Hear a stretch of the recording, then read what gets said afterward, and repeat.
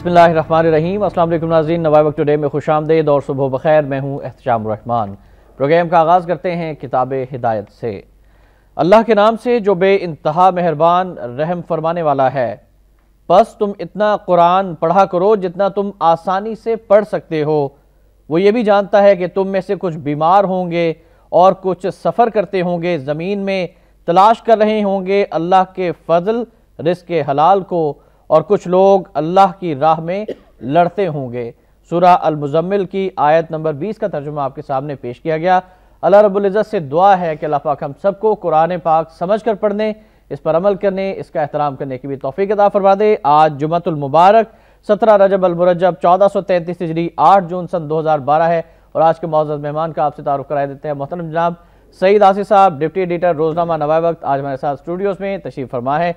अस्सलाम वालेकुम सईद साहब, बहुत खुशामदीद। कैसे मिजाज आपकी? वालेकुम अस्सलाम। और आपकी इजाज़त से हम आज की लीड स्टोरी की जाने बढ़ना चाहेंगे। नाज़रीन, चीफ जस्टिस ऑफ पाकिस्तान और उनके साहबजादे के हवाले से जो मामला सामने आए हैं, उसके हवाले से खबर है कि कसम खाकर कहता हूँ बेटे के कारोबार का इल्म नहीं, चीफ जस्टिस बेंच से अलग। अरसलान और मलिक रियाज को कल तक जवाब दाखिल कराने की हिदायत। अरसलान केस की समाअत जस्टिस जवाद और जस्टिस खिलजी पर मुश्तमिल बेंच करेगा। FBI से मलिक रियाज के अकाउंट्स और दीगर तफसीलात तलब। हमारे घर को आग लग रही है, इसकी इजाज़त नहीं देंगे जस्टिस खिलजी। आज 30-40 करोड़ की बात हो रही है, ये ना हो कल अरबों की हो। अदलिया के 16 सतून मेरे साथ हैं जो इंसाफ पर कारबंद हैं। किसी से इम्तियाजी सलूक होगा ना, हम बिकाऊ माल हैं। 22 बरस से जज हूँ, जाती घर है ना गाड़ी। जस्टिस इफ्तिखार। अरसलान को हाजिरी से मुस्तस्ना करार देने की दरख्वास्त भी मुस्तरद कर दी गई है। और अब तक जो डेवलपमेंट हो चुकी है, इस पर हम सईद आसिफ साहब से जानना चाहेंगे। सईद साहब, एक तरफ मेमो गेट स्कैंडल और मेमो तहकीकाती कमीशन ने अपना काम मुकम्मल कर लिया था, और फिर अचानक अरसलान गेट स्कैंडल सामने आ जाता है। अब बताइएगा कि टाइमिंग इसकी कितनी अहमियत की हामिल है, और अब तक जो पेशरफ्त हुई है। ताज़ा तरीन डेवलपमेंट यह है कि मलिक रियाज साहब का बयान है, वो ये कह रहे हैं कि चीफ जस्टिस ऑफ पाकिस्तान के हवाले से किसी किस्म का मैंने कोई इल्ज़ाम नहीं लगाया, ना ही मेरे पास कोई सबूत हैं। तो आप हमारे नाज़रीन को आगाह कीजिएगा कि क्या ये भी एक बहुत बड़ी साजिश है चीफ जस्टिस के खिलाफ, जिस तरह से हमने इससे पहले देखते हैं चीफ जस्टिस के हवाले से, और क्या होने जा रहा है? शुक्रिया शाम साहब। इसमें देखिए जी, बात यह है कि इसमें तो कोई शक नहीं कि हुक्मरान तबका जो है, जो चीफ जस्टिस की जो अज़म है इंसाफ की अमलदारी के हवाले से, और मुआशरे में मौजूद जो गंद है करप्शन का पैदा करना, उसकी सफाई के हवाले से, जिस सूरत से, जिस जज्बे, जिस लगन के साथ चीफ जस्टिस ने एक बेड़ा उठाया और अदलिया की आज़ादी की मंजिल हासिल करने के बाद फिर उन्होंने इधर पेशरफ्त की, मुआशरे को यानी कि एक इंसाफ फराहम करने के लिए, और जो नाहमवारियाँ हैं, नाइंसाफ़ियाँ हैं, उनके तदारक के लिए। तो ज़ाहिर है जो तबकात, जो स्टेटस को वाले तबकात हैं, जो एलीट क्लासेस हैं, जिनको हम अशराफिया कहते हैं, उनके सीनों पर तो यकीनन सामने मूंग दलने वाली एक बात होती है ना। तो ये किसी को वारा नहीं खाती ऐसी, यानी इतनी बेबाकी उन तबकात को तो यकीनन वारा नहीं खाती जिनके अपने मुफादात हैं। तो इसमें मैं कहना ये चाहता हूँ कि ये बात तो होना ही होना था, उन्होंने वार तो करना ही करना था। ठीक, कोई कमज़ोर पहलू उन्होंने तलाश करना ही करना था। अब जिस तरह वो हज़रत अली का कौल है कि औलाद सबसे बड़ा फितना है, बिल्कुल सही, कुरान पाक में भी चीफ जस्टिस माल और औलाद सबसे बड़ा फितना है, जिसका कल रेफरेंस भी दिया चीफ जस्टिस साहब ने। तो मैं कहना ये चाहता हूँ कि ये जब मुशर्रफ के दौर में जब चीफ जस्टिस साहब के खिलाफ एक शुरू हुई, एक मुहिम शुरू हुई, रेफरेंस आया था, रेफरेंस तो बाद में आया ना, एक मुहिम शुरू हुई, 2 वकील थे, अब नाम बताने में भी कोई मुजाहिरा नहीं, नई बुखारी तो पेश था, और डॉक्टर बाबर रहमान थे दूसरे, जिन्होंने उस वक्त वो नवाए वक्त के कालम निगार थे, और एक कालम भी चीफ जस्टिस साहब के खिलाफ, यानी बाकायदा एक चार्जशीट थी जो उन्होंने भिजवाया था, लेकिन वो छप नहीं सका था। तो वो पढ़ने का मुझे इत्तेफाक हुआ था, तो उससे अंदाज़ा होता है कि पीछे क्या मामलात थे। तो उस वक्त भी ये डॉक्टर अरसलान का मामला इनकी मुलाजमत के हवाले से सामने आया था।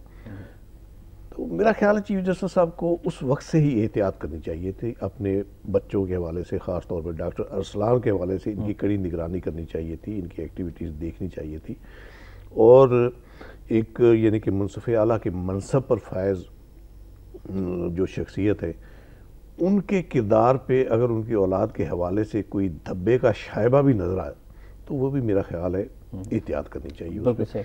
तो असल में खराबी यहीं से पैदा हुई, शायद एहतियात उतनी नहीं हो सकी। वालिदैन को अपनी औलाद की निगरानी करनी चाहिए, निगरानी तो डेफिनेट करनी चाहिए। अब जिस तरह चीफ जस्टिस साहब ने कल यानी कि कोर्ट रूम में कहा कि ये मेरा बेटा नहीं है और ये एक शख्स अरसलान खड़ा हुआ है, और उनको घर से भी बेदखल किया, यही मामला बहुत बड़ी बात है, बहुत बड़ी बात, सेट की बहुत बड़ी बात है, और किसी एलीट क्लास में से ऐसा नहीं हुआ। गिलानी साहब तो अपने बच्चों को बचाने की कोशिशों में, चौधरी फिरदौस हुसैन साहब भी बचा के ले गए, परवेज गाजी साहब भी बचा के ले गए। ये मैं तो कहता हूँ कि ये अदले जहांगीरी की एक मिसाल है, और खुलफाए राशिदीन के दौर में जो इंसाफ की अमलदारी का जो एक यानी कि ज़र्री रवायात उस वक्त कायम हुई थी, मैं तो समझता हूँ कि अब इतलाक हो सकता है उस यानी कि खुलफाए राशिदीन के जो वज़ा करदा इंसाफ निज़ाम अदल है, बिल्कुल सही, वो आज भी यानी कि उसका इतलाक हो सकता है और उसकी बुनियाद रखी है। और पूरे पाकिस्तानी कौम को अदलिया पर भरोसा है, और अगर अरसलान गिल्टी हैं उनको सजा जरूर मिलनी चाहिए।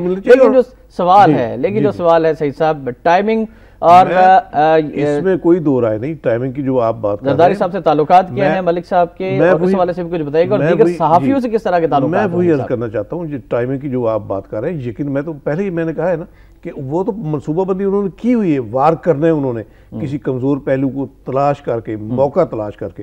तो जाहिर है इससे अच्छा मौका क्या था उनके लिए कि जिस तरह आपने कहा कि वो मेमो गेट का वो आ गई उनके पास, उसमें डायरेक्ट नाम फिर सदर मुमलिकत तक पहुंच रहा है। यकीन गिलानी साहब के हवाले से केसेस जहां तक हमारी बलूचिस्तान अमन अमान केस में हमारी इंटेलिजेंस एजेंसीज को चीफ जस्टिस पाकिस्तान जो है वो कटहरे में बुला रहे, लेकिन उनको मैं उसी तरफ आ रहा हूँ। उसमें मेमो स्कैंडल की जो रिपोर्ट आई है, हमारी शुनीद ये है कि उसमें हुसैन हक्कानी को बाकायदा गिल्टी उसमें ठहराया गया और सजा भी तजवीज़ की गई।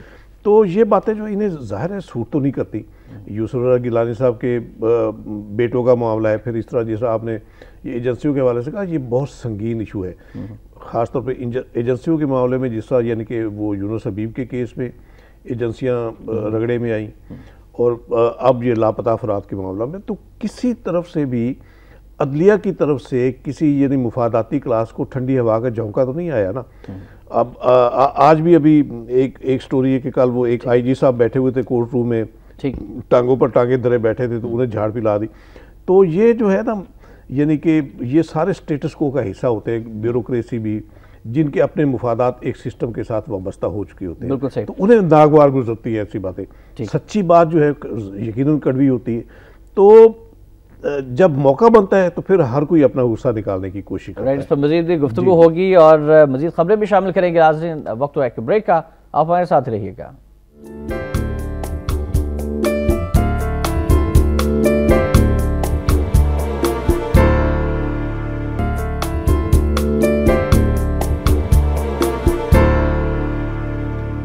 टुडे में एक बार फिर आपको खुशामदीद कहते हैं नाज़रीन, और चीफ जस्टिस और उनके बेटे के हवाले से डिस्कशन हो रही है, लेकिन कुछ मज़ीद खबरें भी हम आप तक पहुंचाना चाहते हैं और ये डिस्कशन भी जारी रहेगी। अमरीकी वज़ीर दिफा के हवाले से एक खबर है, और ऐसा लगता है कि धमकी दे दी गई है, वो तो हमें पहले ही नज़र आता है, लेकिन अब क्लियर खुले अल्फाज में ये कहा गया कि पाकिस्तान के हवाले से सब्र का पैमाना लबरेज हो रहा है, हक्कानी ग्रुप के खिलाफ कार्रवाई की जाए। अमरीकी वज़ीर दिफा, इससे कबल के हमें कुछ करना पड़े, पाकिस्तान शिद्दत पसंदों के महफूज ठिकाने तबाह कर दे, लियोन पेनिटा।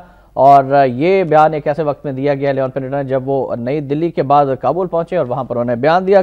कुछ और खबरें भी हैं कि सर्विसेज अस्पताल के नर्सी वार्ड में एक इंतहाई अफसोसनाक वाक़या पेश आया, आतिशज़दगी का, 7 बच्चे जाँ भाग, 17 झुलस गए। और एक और खबर भी शामिल कर लेते हैं कि तवानाई प्रोजेक्ट्स के लिए फंड और मुश्तरका वर्किंग ग्रुप बनाया जाए, जरदारी भरपूर मदद करेंगे हू जिनताओ। ईरान से गैस मनसूबे बिजली की दरामद पर काम तेज हो जाएगा, पाकिस्तानी सदर और दीगर में इत्तफाक किया गया है, महमूद अहमदी निजाद में इत्तफाक किया गया है। लेकिन हम जो पहले गुफ्तगू को कंप्लीट करना चाहेंगे, जो अरसलान केस है, इसके हवाले से बताइएगा कि सहाफ़ियों का जो किरदार है वो क्या है? इसमें जो डूबियस करैक्टर है वो तो डेफिनेट इसका है, ये बैरियर टोन वाला जो है मलक रियाज।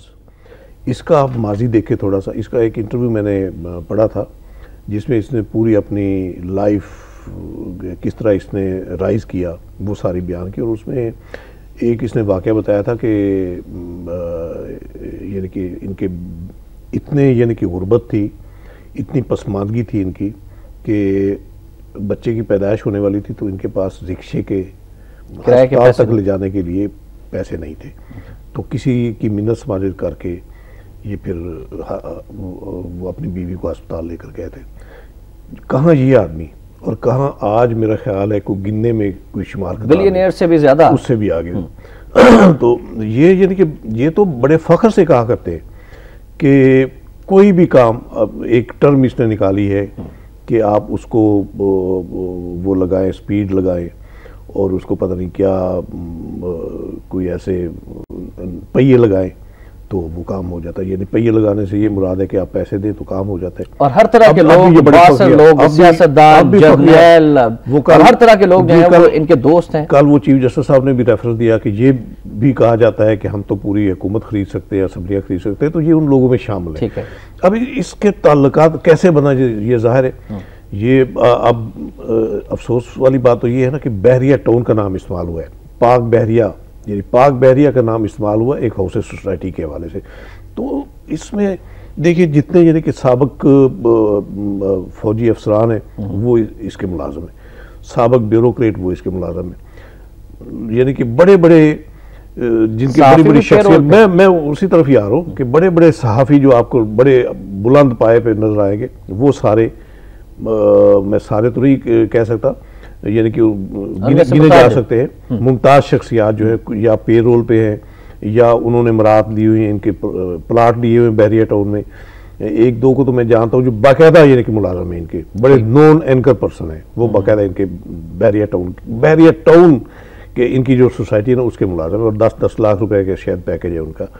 तो ये जहाँ जब इतनी यानी कि इन्होंने एक गलबा हासिल किया हो हर मामले में, तो जाहिर है फिर यानी कि अगर इसको इस्तेमाल करके, इसके पैसा को इस्तेमाल करके लोग आगे बढ़ते हैं, फ़ायदा उठाते हैं, तो फिर इसे भी मौका मिलता है। राइट, चलिए देख रहे हैं मामला अदालत में है और हमें अपनी अदालतों पर मुकम्मल एतमाद है। अगली खबर जो अमरीकी वज़ीर दिफा के हवाले से मैंने शामिल की है, इससे कभी कि हमें कुछ करना पड़े, शिद्दत पसंदों के महफूज ठिकाने पाकिस्तान खुद तय करे। अब बताएं कि ड्रोन अटैक्स मुसलसल जारी हैं, उसके बावजूद अब क्या प्लान्स हैं अमरीकियों के, और ऐसा लगता है कि पाकिस्तान जो है वो अब हदफ है और सलीबी जो जंगें शुरू की हुई हैं अमरीका और उसके इत्तेहादियों ने, अब वो पाकिस्तान के खिलाफ आना चाहते हैं, पाकिस्तान की सरजमीन पर आना चाहते हैं। ये पिछले एक हफ्ते से जो स्टेटमेंट्स आ रही हैं, ये ख़ास तौर पे प्रीटा साहब की, इसमें अब कोई दो राय नहीं रही कि अमेरिका ने हमसे एक डिस्टेंस कर लिया है। अब वो समझता है कि हम उसके फ्रंट लाइन इत्तेहादी नहीं है, जो काम उसने हमने लेना था वो ले लिया। अब तो वो ये तक कहता है कि हमें आपकी ये जो नेटो सप्लाई आप ठीक है ना खोलें, हम उज़्बेकिस्तान के काज़ाकिस्तान से उन्होंने एग्रीमेंट्स भी कर लिए, अफगानिस्तान से भी एग्रीमेंट हो चुके हैं। लेकिन इन्हें पता चलेगा जब वहाँ से ये नेटो सप्लाई का रास्ता खोलेंगे, 6 गुना महंगा पड़ेगा इन्हें। हमें तो ये कहते हैं ना कि आप हमसे भत्ता मांग रहे हैं, वहाँ ये कंगाल हो जाएंगे, इनकी जेबें खाली हो जाएंगी, इनका खजाना खाली हो जाएगा जब वो रास्ता इस्तेमाल करेंगे। तो ये एक हथकंडा है दबाव में डालने के लिए, एक बेनियाजी शो करने के लिए कि हमें कोई आपकी ऐसी भी जरूरत नहीं है, कोई आप मरे नहीं जा रहे आपके लिए। तो मैं कहता हूँ कि यही पॉलिसी अब हमारे हुक्मरानों को इनके बारे में इख्तियार करनी चाहिए। एक और अफसोसनाक खबर जो मैंने अपने नाज़रीन तक पहुंचाई कि सर्विसेज अस्पताल के नर्सिंग वार्ड में जो आतिश ज़दगी हुई, एक ऐसे वक्त में जब पैरामेडिकल स्टाफ की हड़ताल जारी थी, आतिश ज़दगी का वाक़या पेश आया, 7 मासूम बच्चों समेत 17 अफराद झुलस कर जाम बाक हो गए। कौन से ये बस इत्शाम साहब, बहुत जब ये खबरें चल रही थी टीवी पर तो बहुत दिल खराब हुआ, और ख़ास तौर पर इस हवाले से कि हम जिनको मसीहा कहते हैं वो मसीहाई का भरम जो है ना वो टूटा है कल। यानी अब देखिए मासूम वो बच्चे बेचारे तो जो झूलों में पड़े हुए हैं, 2-2, 3-3 दिन के बच्चे हैं, वो तो अपनी जान बचाने के लिए बाहर नहीं निकल सकते थे। और इस मौका पर यह जिम्मेदारी थी मसीहाओं की कि वो अपनी जान पे खेल के इन बच्चों की जानें बचाते हैं, लेकिन उन्होंने फोकियत दी अपनी जानें बचाने में। तो ये बहुत, लेकिन पंजाब में हमने देखा कि सरकारी अस्पतालों में कभी यंग डॉक्टर्स एक प्रेशर ग्रुप के तौर पे सामने आ जाते हैं, कभी पैरामेडिकल स्टाफ, क्या इनको तनख्वाहें नहीं मिलती, ये भूखे मर रहे हैं, इनके मुतालबात पूरे नहीं होते, सड़कों पर आ रहे हैं, क्या वजूहात हैं कि हर दूसरे रोज हड़ताल हुई थी, या फिर पंजाब गवर्नमेंट जो है वो जिम्मेदार है? इसमें जाहिर एक जो खलशार है ना एक पूरी सोसाइटी में, तो उसमें हर तबका जो है वो एजिटेशन पे उतरा हुआ है। अब शायद ये सोच दिया गया है कि हम एजिटेशन करके ही अपने मुतालबात मनवा सकते हैं, तो उसमें जो मुकद्दस पेशों से ताल्लुक़ रखते हैं तबकात, वो भी इस यानी कि रौ में बह रहे हैं।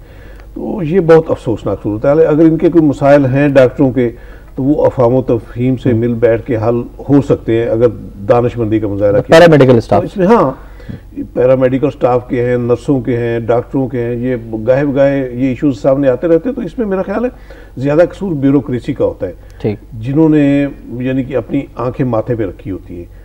जब ये मुतालबात पुरअमन तरीके से उनके सामने पेश करते हैं तो ये ब्यूरोक्रेसी घास नहीं डालती। वो तो जाहिर है फिर जब यही मकूला सच साबित हो रहा हो कि लातों के भूत बातों से नहीं मानते, तो फिर मजबूरन लोग निकलते हैं।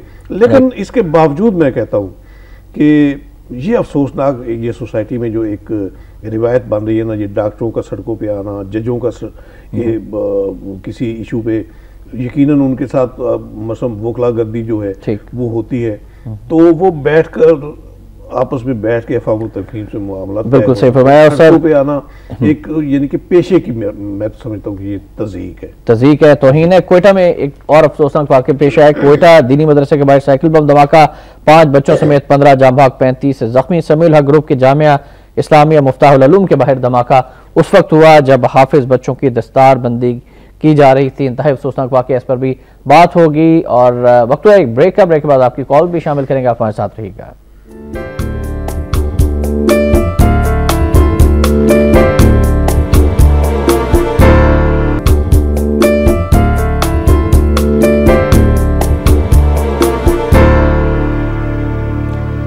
टुडे में एक बार फिर आपको खुशामदीद कहेंगे नाज़रीन। हमारा नंबर है 0423631269। कॉल कर सकते हैं आप। और मोहतरम सईद आसिफ साहब की राह से हम पहले कॉलर भी शामिल करना चाहेंगे। सज्जाद साहब हैं आज के पहले कॉलर बहावलपुर से। अस्सलाम वालेकुम। वालेकुम सलाम। मैं सर ये पूछना चाहता हूँ, ये जो पाकिस्तान के वजीर पढ़े लिखे जो भी हैं वजीर हैं, उनकी औलादे हैं, उनके ऊपर सब ये मतलब केस चल रहे हैं किसी न किसी तरीके से। तो ये क्यों ऐसा है कि पढ़े लिखे ऐसा क्यों काम कर रहे हैं? जब से पाकिस्तान बना है तो आपने कर्जे लिए और माफ कराए, वो भी पढ़े लिखे। अनपढ़ों के ऊपर क्यों नहीं है? और जो पढ़े लिखों के औलाद हैं वो तो ऐसे पैसे के लिए पीछे पड़ गए हैं। जरदारी को देखो, उसके बच्चे को बिलावल जरदारी होना चाहिए, बिलावल भुट्टो। क्या सिर्फ पैसे की खातिर इन्होंने अपने गलत नाम, अभी मतलब बाप के नाम के दूसरे का नाम लगा दिया? तो कितनी शर्म की बात है। लेकिन हम अनपढ़ जब आपकी खबरें सुनते हैं शर्मसार होते हैं। यार ये पढ़े लिखे क्या पढ़ते हैं, पता नहीं क्या पढ़ाया जाता है। साहब पढ़े लिखे ही ज्यादा जराइम क्यों करते हैं, इस पर भी हम बात करेंगे। ख्वाजा आमिर साहब की कॉल हम शामिल करना चाहेंगे। अस्सलाम वालेकुम ख्वाजा साहब। अस्सलाम वालेकुम जनाब। अच्छा, मैंने तकलीफ सुबह इसलिए आपको दे रहा हूँ। सर बहुत शुक्रिया आपका, फरमाइए। ये जो इशू आपने आसिफ साहब के साथ अभी रखा है ना, ये सर्विस हॉस्पिटल का, जी, तो इसके ऊपर बहुत कम आपने यानी कि अपना बात की है। तो ये तो ऐसा इशू है कि इतना कुछ इसके ऊपर कहा जा सकता है। बिल्कुल सही। आप क्या कहना चाहते हैं? हम इसको मजीद मैं तो ये कहना चाहता हूँ जी, सबसे बड़ी बात तो ये है कि हमारे मसीहा यहाँ अस्पतालों में ना ये आते हैं, इन्होंने बुकिंग सेंटर बनाए हुए अस्पतालों को। एक तो भारी भरकम यानी कि सैलरीज अपना लेने आते हैं, ये शिकार फांसने आते हैं। ये मुझे तो आपसे और आसिफ साहब से यही उम्मीद थी कि उन्होंने कम का मेरे 1-2 कॉलम तो पड़े होंगे, उसके मुताबिक ये अपना कोई बात करेंगे। ठीक है, लेकिन चले साहब थैंक यू वेरी मच, आपने कॉल की। अभी हम इसी को डिस्कस कर लेते हैं। जी सही साहब, हमने बहुत कम गुफ्तगू की है, बताइएगा। ज़ाहिर हम तशवीश तो इसी हवाले से कर रहे थे, जब मैंने जो अर्ज कर रहा था कि ये मसीहा का जो किरदार है, मसीहा उसे क्यों कहते हैं कि इंसानों की जान बचाने वाला होता है वो। और जब मौका आया इंसानों की जान बचाने का, मासूम बच्चों की जान बचाने का, तो ये मसीहा खुद अपनी जानें बचाते नजर आए। तो अब बताएं, सोसाइटी के लिए इस पे भी बाकायदा तहकीकात होनी चाहिए, कमीशन बैठना चाहिए ताकि सारे मामला सामने आए। तहकीकात हो जाएगी, लेकिन नतीजा क्या निकलेगा? एक ओवरऑल जो एक सोसाइटी में जो एक होगी है ना बेनियाजी की जो सूरत हाल है, तो ये बहुत हमें धकेल रही है।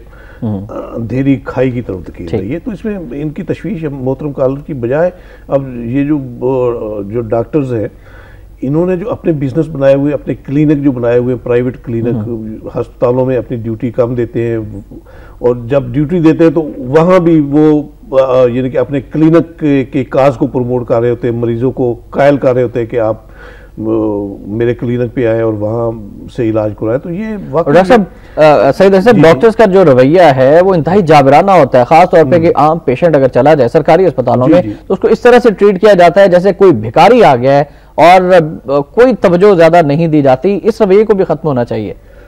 यकीनन खत्म होना चाहिए। अब देखें ना, यानी कि जब वो पैसे की रेल पेल हो जाती है तो फिर मजाज भी बदल जाते हैं इंसान के। तो ये डॉक्टरों में भी यही एक है कि वो पता नहीं, ये मिसाल अब देनी चाहिए कि थोड़ी में बहुता जब आ जाता है तो फिर आदमी का तेवर भी बदल जाते हैं। तो इस सोसाइटी का यही अलमिया है, जो तबकात यानी कि अनफेयर मीन्स से दौलत कमा के, काला धन कमा के आगे आते हैं, तो उनके रवैये जो है ना वो बदल जाते हैं। राइट, वो इंसानों वाले नहीं रहते। बिल्कुल सही सर। आपकी वजह से दो कॉलर काफी देर से हमारे साथ है। मुस्तफा साहब हैं लाहौर से। अस्सलाम वालेकुम मुस्तफा साहब। वालेकुम अस्सलाम जी, आपको और आसिफ साहब को अस्सलाम जी। मुद्दत के बाद देख रहा हूँ ये लोड शेडिंग शायद इसलिए आजकल नहीं हो रही क्योंकि इन्होंने 2-4 दफा जो रेट्स बढ़ा दिए हैं, जो जुल्म ढा रहे हैं। मुस्तफा साहब, मजीद रेट भी बढ़ाया जा रहा है और ₹1.98 फी यूनिट मजीद आपको बिजली महंगी। वही मैं अर्ज कर रहा हूँ, ये जुल्म जो है ये देखिए, मैं यहाँ पर आपसे अर्ज करूंगा कि ये जो मलक रियाज का टाइमिंग है ये मैलाफाइड है, और मुझे तो ये लगता है कि ये जो इलेक्शन आगे आने वाले हैं इसको रिग करने के लिए जो सुप्रीम कोर्ट का एक रोल था, बैलेंसिंग रोल, उसको इम्पैक्ट करने की कोशिश की गई है। मैं यहाँ चीफ जस्टिस साहब से और सुप्रीम कोर्ट से अर्ज करूंगा कि ये जितने टीवी एंकर्स जो प्लाइंट है कोलिशन कार्टेल के जो एजेंट्स हैं, ये एंकर्स और टीवी चैनल, इनको बैन करें। ये सबजुडिस मैटर है। इस तरह ये बातें इंसिनुएट करते हैं इशारों में कि चीफ जस्टिस साहब को एक तरफ अच्छा भी कह रहे हैं, दूसरी तरफ उन्हें टार्निश कर रहे हैं। Thank you very much Mustafa साहब। वक्त की कमी, एक और कॉलर हम शामिल करना चाहेंगे। खान मोहम्मद साहब भी काफी देर से विहाड़ी से हमारे साथ। अस्सलाम वालेकुम। हेलो, अस्सलाम वालेकुम जी। जी वालेकुम सलाम। खान मोहम्मद साहब फरमाइएगा। गुजारिश ये है कि मेरे ख्याल में अरसलान को वर्गलाया गया है। असल में चीफ जस्टिस साहब को ये बदनाम करने की साजिश है।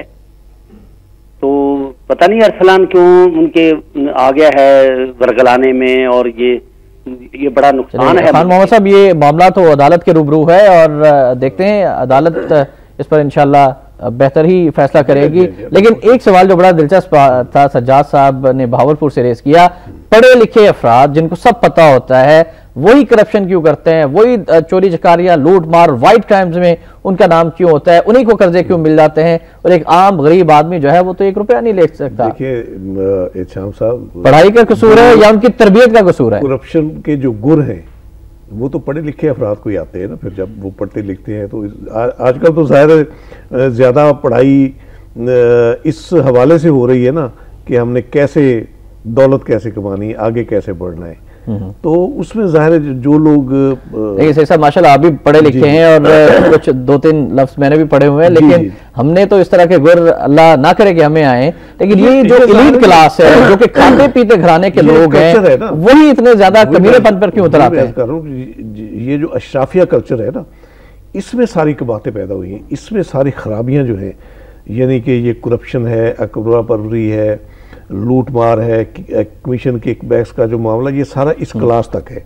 ठीक, इस क्लास में जाहिर है जब बाप दादा ऐसे मशागल में मसरूफ होंगे तो फिर पोते भी आएंगे, बेटे भी आएंगे।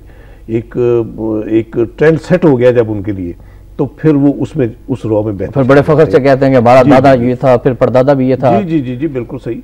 और मैं तो यानी कि मुझे तो सच्ची बात है, कभी कभी अफसोस होता है, हम इस प्रोफेशन में हैं, मेरी आंखों के सामने यानी कि जिन्होंने ज्वाइन किया इस प्रोफेशन को, हमारे यानी कि जर्नलिज्म को जिन्होंने ज्वाइन किया, उनके पास अगर साइकिल नहीं होती थी, पैदल चलते थे, मोटर बाइक पे आते थे, तो महीनों नहीं तो साल 2 साल में उनके नीचे अगर कोई 1400 सीसी की करोला गाड़ी आ गई, बंगले बन गए, बैंक बैलेंस बढ़ गया, तो इसमें पीछे क्या चीज़ है? अगर वो क्लेम करते हैं कि पिदरम सुल्तान बूद, कोई कहता है कि मेरे वालिद साहब की डेथ हुई तो जायदाद, विरासती जायदाद में इतना कुछ मेरे हिस्से में आ गया। तो ये सारी एक फर्जी कहानी। पढ़ाई का कसूर नहीं है इसमें?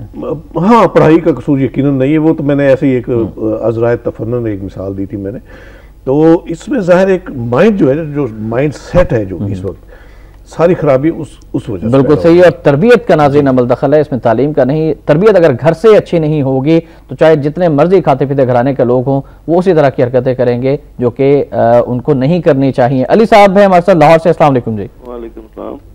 ये कहना चाहता हूँ कि ये जो जस्टिस साहब का बेटा है, इन्होंने 3 साल लगे हैं ट्राई अप करने में। उन्होंने बकायदा मूवीज बनाई हुई है उसकी। ये इतना बड़ा गेम कर रहे हैं ये लोग, तो समझ नहीं आ रही है क्या हरामजादे कर रहे हैं कि। थैंक यू वेरी मच जी। सज्जाद साहब की भी हमने कॉल शामिल करें, अली साहब की कॉल पे बात करेंगे। सज्जाद साहब लाहौर से। अस्सलाम वालेकुम जी। हाँ जी, वालेकुम सलाम। बात पढ़ी लिखी या अनपढ़ होने की नहीं है, बात उस तरबियत की, आपने ठीक कहा, उस नेचर की है, उस एलीट क्लास की है कि जो हम पर मुसल्लत हो चुके हैं। असल में ये अयाश लोग हैं, सीधी सी बात है। और अयाशी के लिए आराम चाहिए, और आराम काम करने के लिए आराम ही चाहिए, दरकार होता है। और ये ठीक है कि कारें बन गई, बंगले बन गए, बैंक बैलेंस हो गए, सब कुछ, और ये इसी बहती गंगा में सब हाथ धो रहे हैं, और इसका अंजाम होने वाला ये एंड पे आ गया है। हर बुराई अपने अरूज पे जब पहुंचती है तो उसका अंजाम एंड पे खाना खराब होना होता है, और ये इंशाल्लाह खाना खराब होने के करीब आ गए हैं। थैंक यू जी, बहुत शुक्रिया सज्जाद साहब, आपने कॉल किया। तमाम कॉलर का शुक्रिया अदा करते हैं। मैं खासतौर पर सज्जाद साहब ने जो बात की ना, ये मैं बिल्कुल, मेरा भी यही पॉइंट ऑफ व्यू है कि अब जो है ना, ये सर्वाइवल की जंग है दोनों की।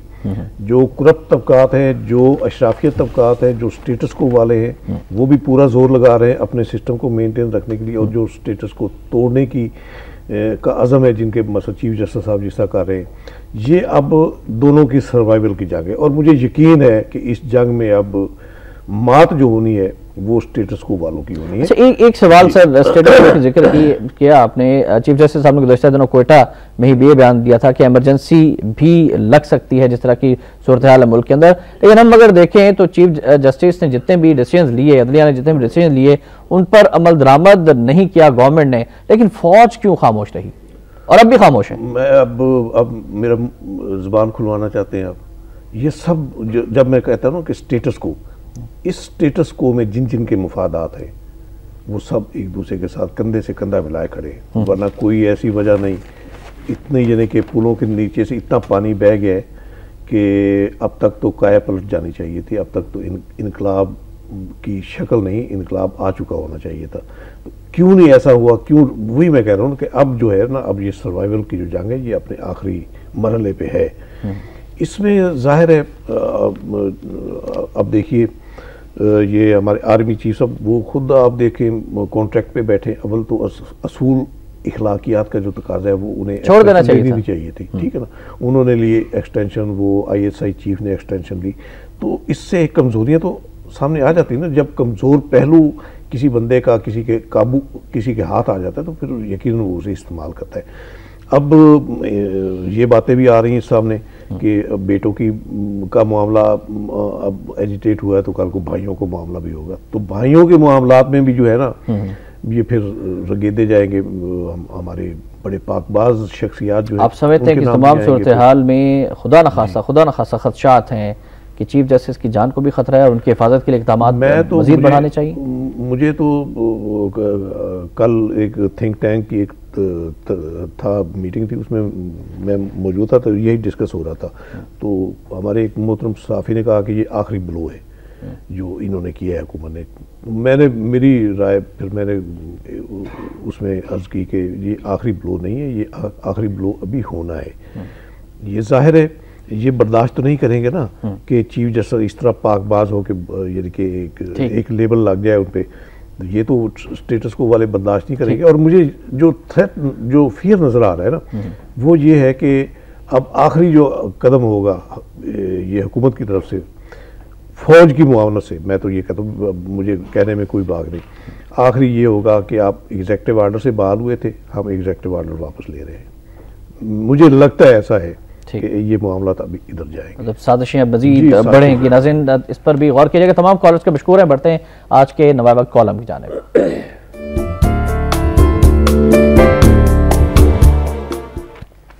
आज के column lieutenant general retired Abdul Qayyum साहब का कॉलम है फिक्र ख्याल। लिखा है इन्होंने ड्रोन हमलों में शिद्दत के असबाब, और लिखते हैं कि नेटो की शिकागो में होने वाली हालिया कॉन्फ्रेंस के बाद अमेरिका ने पाकिस्तान पर ड्रोन हमलों की यलगार कर दी है। आगे लिखते हैं कि नाम निहाद जमहूरी हुकूमत के आने के बाद अमेरिका ने पहले तो इस हुकूमत को कैरी लूगर बिल के जरिए अफवाज पाकिस्तान के खिलाफ इस्तेमाल करने की कोशिश की, सिविल मिलिट्री ताल्लुकात में गैप डाले, इसके बाद ड्रोन हमलों की पाकिस्तान पर वो बारिश की कि लोग मुशर्रफ दौर को भूल गए। आखिरी लाइन यह है कि अमरीकी दोगली पॉलिसी का एक और मकसद सारी कुर्बानी और ताउन के बावजूद पाकिस्तान को दुनिया में तनहा और बदनाम करके इस पर बैन अल-अक़वामी दबाव बढ़ाना है ताकि पाकिस्तान के खिलाफ मुस्तकबिल में किसी बड़ी जारियत पर दुनिया उंगली ना उठाए, पाकिस्तान को चीन और ईरान से दूर रखा जाए। आज का कॉलम जरूर पड़ेगा, जनरल साहब का बहुत अहमियत का हामिल है। और अब बढ़ते हैं आज के नवाब वक्त इदारे की जानिब।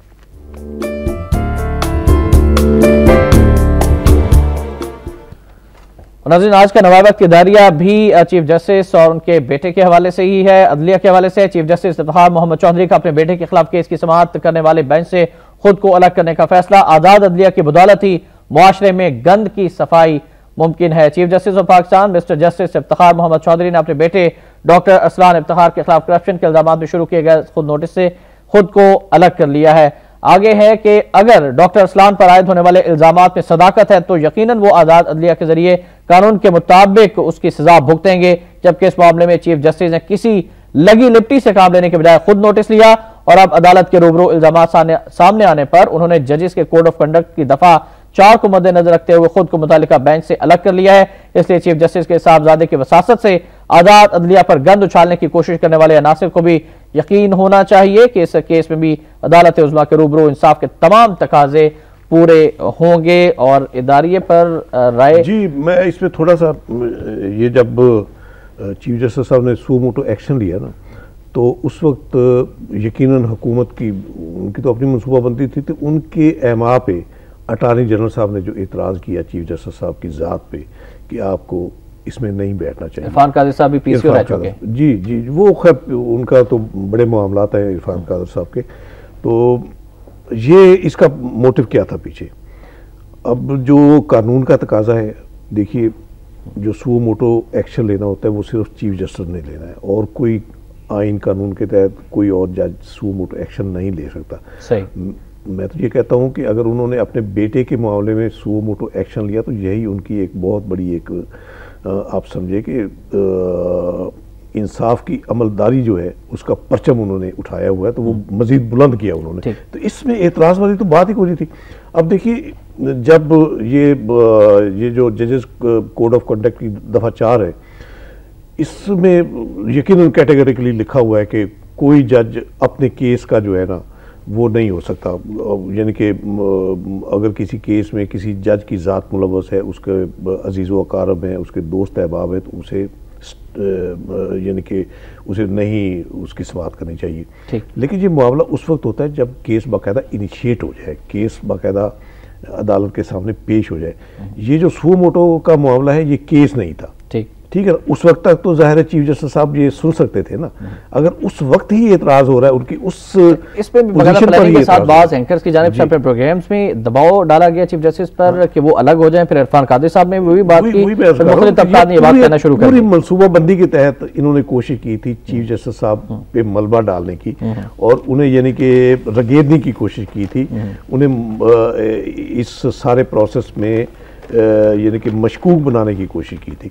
तो ये बड़ा एमिकेबली चीफ जस्टिस साहब ने बड़ी दानिशमंदी के साथ और यकीनन एक प्लस पॉइंट है अब उनके पास, वो यानी कि उस कोर्ट में नहीं है, इंसाफ का जो है उन्होंने एक रास्ता दिखा दिया है।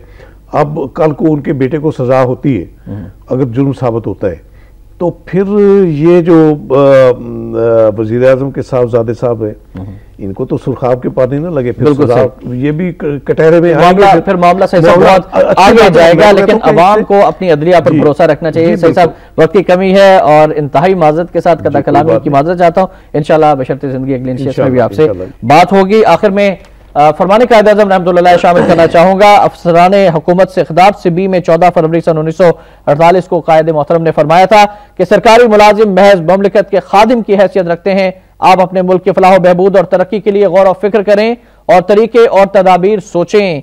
हम में से बड़ा और छोटे से छोटा हर कोई ममलिकत पाकिस्तान का मुलाजिम और खादिम है। ये हम सब के लिए मिशल राय, इस पर जरूर गौर कीजिएगा। शाम रहमान को नवाब टुडे से इजाजत दीजिए। अल्लाह हाफिज।